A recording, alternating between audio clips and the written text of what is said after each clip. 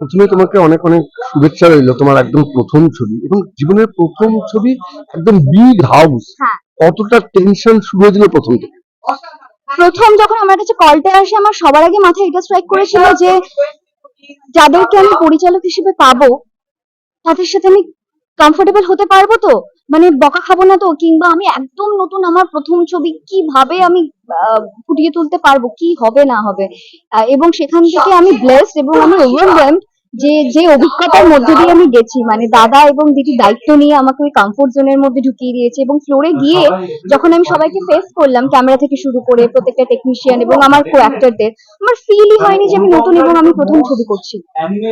যখন তুমি, হ্যাঁ একদমই, যখন তুমি শুটিং এ ঢুকে গেলে যে কোয়াপারেটটা, তখন কি মনে হচ্ছে যে একদম আমারই পরিবারের লোক?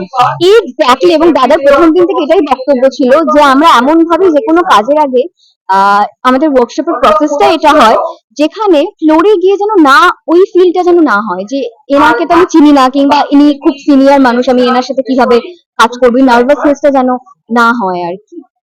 কদিন পরীক্ষাটা করে দিয়েছো, এবার কদিন পরে রেজাল্ট বেরোবে, রেজাল্টের জন্য কোনো টেনশন কি হবে, দর্শক কিভাবে নেবে? আমার না বরাবরই রেজাল্টের জন্য খুব একটা টেনশন হয় না, সেটা স্কুলের পরীক্ষা থেকে শুরু করে যে কোনো সিনেমা যে কোনো প্রজেক্টের জন্য আর কি। এটা আমার প্রথম সিনেমা, অবভিয়াসলি একটা মনের মধ্যে কাজ করছে যে দর্শক কতটা পছন্দ করবেন আমার কাজ আর কি। কিন্তু পরীক্ষা তো হয়ে গেছে, রেজাল্ট তো এবার আমি আর কিছু করতে পারবো না, শুধু এটাই ম্যানিফেস্ট করছি এবং বি পজিটিভ, মানে পজিটিভ থাকার চেষ্টা করছি যেন দর্শকদের ছবিটা খুব ভালো লাগে। ছবি ভালো লাগলে প্রত্যেকটা ক্যারেক্টারকে এমনি ভালো লাগবে। একটা কথা বলা যায় যে উইন্ডোজের ছবি মানে বিগ ছবি এবং হিটই হয়, সেটা কোথাও মানে আশ্বাস দিচ্ছে বারবার মনে। মানে আমি তো বলছি, মানে উইন্ডোজে প্রত্যেকটা ছবি এত এত এত ভালোবাসা পেয়েছে। আমরা প্রত্যেকে চাই যারা এই ছবিটার সঙ্গে জড়িয়ে, যে এই ছবিটাও যেন অনেক অনেক অনেক ভালোবাসায় প্রত্যেকটা ছবিকে যেন ছাপিয়ে যায়। আজকে আন্তর্জাতিক নারী দিবস, সেইখানে কি মেসেজ থাকবে তোমার বই রিলিজ হচ্ছে এবং মহিলাদের ক্ষেত্রে? ছবি রিলিজ হচ্ছে সেখানে তো অভিজ্ঞতা এবং সমস্ত কিছু বলেই দিলাম যে আপনারা প্লিজ হলে যান, গরমের ছুটিতে গিয়ে এই ছবিটা উপভোগ করুন, আপনাদের ভালো লাগবে, প্রত্যেকটা চরিত্রকে আপনারা রিলেট করতে পারবেন কোথাও গিয়ে।